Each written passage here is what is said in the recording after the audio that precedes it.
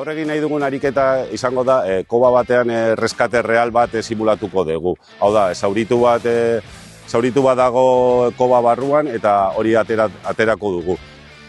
Gure interesantzen zaigu, gure lana da, biktima hori ateratzea. Behin ja, lehen da biziko harreta eman da biktimari, gure lana da, vertikal horietatik atera biktima, putzu horietatik atera biktima, kalera atera arte. Kobasulo baten barruan aurkitu dezakeguna da, alde batetik putzuak, vertikalak, eremu estuak, oso estuak, ura ere aurkitu dezakegu, ibaiak, lakuak, horrelakoak.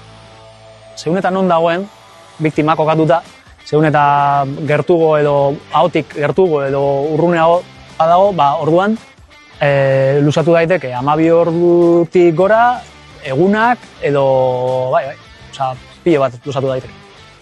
Koordinazioa da garrantzitsuena, zen horrelako erreskate batean, beti lan egingo dugu beste agentzia batzuekin, eta koordinazio hori lortzeko modu bakarra da praktikatzea.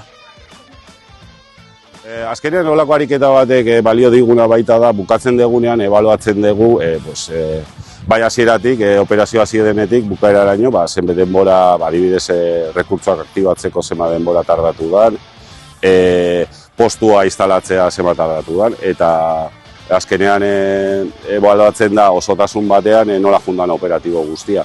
Orduan zerbait ikusi bada, zerbait mejoratu daitekeela, horre egingo genuen lana, hurrengo batean alde hori behintzat ez berriro faiatzeko. Eta honek laguntzen digu azkenean, situazio real baten aurrean entrenaturik egoteko, bai koordinatu behar duena eta bai parte hartu behar duten ekipo guztiak.